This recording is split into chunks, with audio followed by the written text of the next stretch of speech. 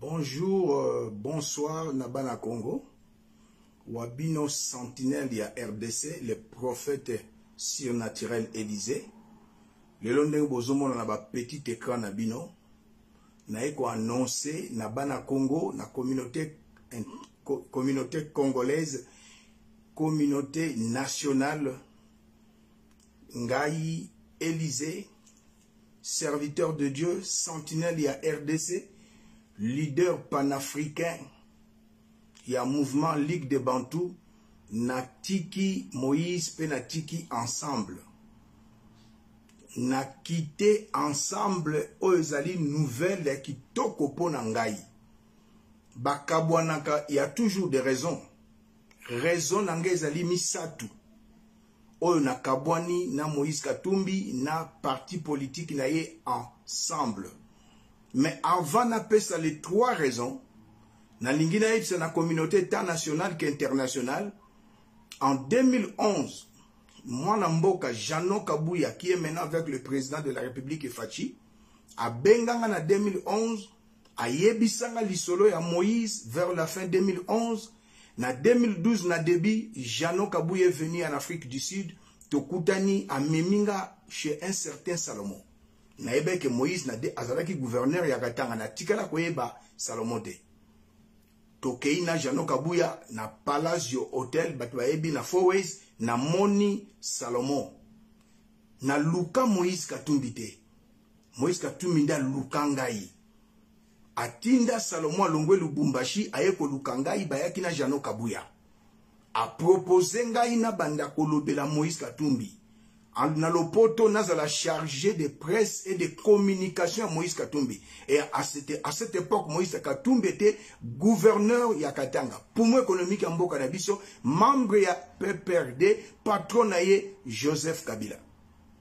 To sololi, moyennant chaque mois bafuta kangai. Jano Kabouya aza témoin, azumbongo Salomon a pesingai, et chaque mois, nazali payé. Chargé de presse, chargé de communication, chargé des médias, Moïse Katumbi, il était encore gouverneur.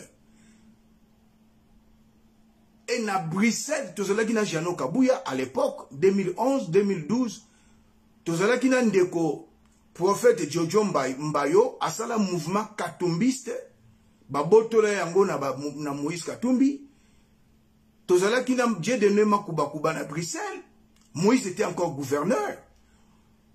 Francis Kadima, bandeko yonde, balobela Moïse Katumbi na diaspora pe na mboka Congo. Misalo abaneko sala en tant que gouverneur. Et de 2011 à 2021, ça fait 10 ans.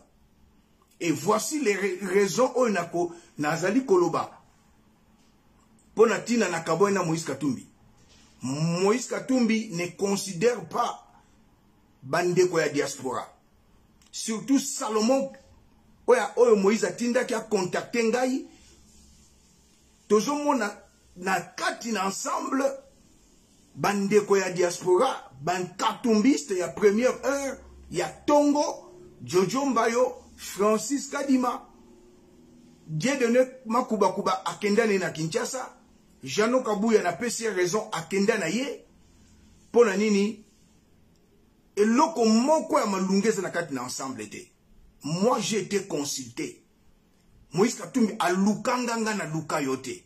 Et na yebisi bandeko ya communauté tant nationale qu'internationale. Première raison.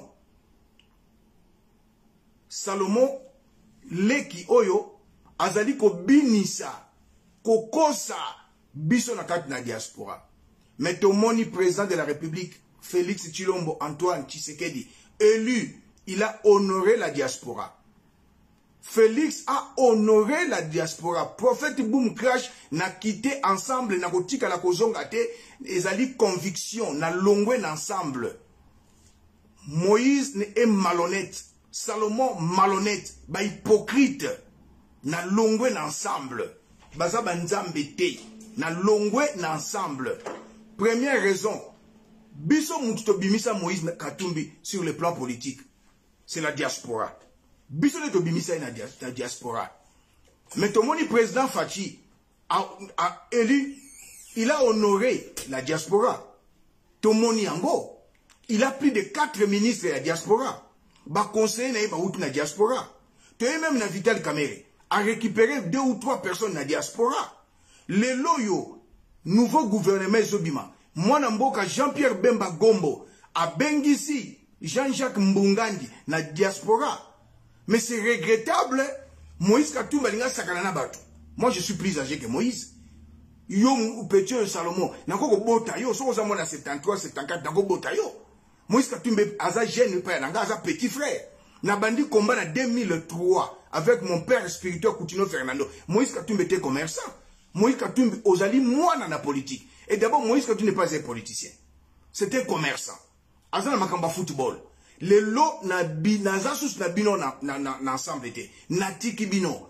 Premier point, diaspora ezali considéré. Deuxième point, Salomon Zotin nangana lo bakama B. Il y a président Fachi. Azotin nangana lo baka contre le président Fachi, contre Jean-Marc Kabound, contre IDPS Naboyi. Cause la chargé à mission, cause la chargé à communication, ezalité ko lo bakama B à baninga. Moïse omemi biso na kati na union sacrée. Kaka yomoko bakuba. Kaka yomoko makambo mabe. Na moyo sana Fachi, na butu boke na katanga bosali makambo na bino. Troisième point. Et loko surtout on a longwe na ensemble Moïse Katumbi a kutana na Joseph Kabila na katanga. Oui, la preuve. L'arrestation ya pasteur Ngoyi Mulunda. Bakanga ye na bakambozolo banate. Aner Katanga, bossa la investigation, président Fachi, bossa la investigation, Moïse Katumbi a kutana na Joseph Kanakatanga. Bazana ba plan B contre Union Sacrée. Salomon Lobananga na tokoti kuna toyebi le pourquoi. Tolingai tokotate. Moïse Katumbi a tweeté na Twitter. Na bengi Salomon président Moïse Katumbi batu bakufi na este na ba naufrage salami ba inondation a commis na Twitter. Ya le bina na commis. Est-ce que Moïse a yebi comment? Salomon toyebi sangai. Oyebi sangai. Ya lobaki, j'ai été piqué par une piqûre. Ngam na komara na ba Twitter nyonso ya Moïse Katumbi. Voilà mutu lokola Salomon oyo Moïse opesi confiance. Na lobi non, je vais entrer en contact avec Dirkab ainsi qu'avec mon amboka honorable Francis Kalombo. Elle dit non, c'est moi le cerveau. Ngam tu Moïse atindaki na yako luka yo na soleil pe na bandeko Bruxelles. Ozana tina moko ta solo na ba bato wana. Oluka bango pourquoi? Bango ba yako luka mbongo. Alors na yebisi yo Salomon. Trop c'est trop. Ngana chargé à mission ya lipro changa na ba conflit na batute na longwe ensemble. Mais yebaka yango. Monoko nange bimisaka ba arme conventionnelle na ba arme non conventionnelle. Oyo bo luki bo okutana nango. Nazana minga kolobate. Na longwe na ensemble ya Moïse Katumbi. Na longwe zape na venir te. Toko kutana na Kinshasa. Prochainement nazo ya kin. Toko kutana na Kinshasa. Okotika na koza la président de la République te. Na yebi mingi Salomon yebi sangai. Nazana ba arme conventionnelle na ba arme non conventionnelle. Na koyeb sa président Fachi. Mieux vaut ozala na confiance na Jean-Pierre Bemba. Aza Mungala. Mungala bomba kate. Moïse aza hypocrite. Salomon aza hypocrite. Ce sont des corbeaux. Corbeaux aza noir na blanc. Na moyo na président de la République Félix Antoine Tshisekedi. Na buto na Joseph Kabila. Plan na bino boza ko sala pobo déstabiliser Union Sacrée na yebi. Salomon lobi na ngani. Soki na lobby contre IDPS au pesinga prime na fin du mois footinga. Salomon. Premier riche na kutana na eza Jano Bemba. Eza Moïse Katumbi te. À l'époque tebeka tebeka toto. Tebaki binote. Salomon ko pesanga sous salaire te. Na boyango officiellement. Ba prime naza na sous besoin te. Nzambo ya benganga ne langa na ye. Nzambo ya ponanga akosimba mitema ya batu.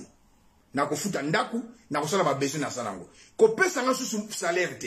Depuis 2011 jusqu'à aujourd'hui 10 ans nga ba futa kanga. Naza na salaire. Je suis payé. Na 2011 tant boluka kinga nanzela Jano Kabuya ensemble ça l'a quitté. Tu étais encore gouverneur. Na longwe na ensemble à Moïse Katumbi. Moïse c'était un hypocrite. Moïse c'était un hypocrite. Salomon c'était un hypocrite. président Félix Antoine Tshisekedi balingi yote bazana plan B na Joseph Kabila azoya kosolola na yo na azongi basolo na Joseph Kabila bazo bongiselo mabe ngana lingi yango te soki na président kanga data lelo bakolongwa na ensemble bakolongwa na union sacrée na 2022 plan na bango po basimbisa union sacrée touche bakolongwa na union sacrée na 2022 Moïse Katumbi yocha libaya comme président na mboka ya RDC o cerveau ezali Salomon pe mutu esalaka te non na longwe na ensemble ko futanga susu mbongo te ko bonde la penga ite soko obengi nga na ko bloquer yo dai na so bloquer après cette émission na so bloquer Salomon ko benga nga lisusu te trop c'est trop bon même biso na ensemble après bozali ko tinda ngai Salomon zo tinda ngai na ko pesa yo prime $5,000 c'est quoi $5,000 c'est quoi prime à $5,000 c'est quoi na bem sa relation na ngai likolo na yo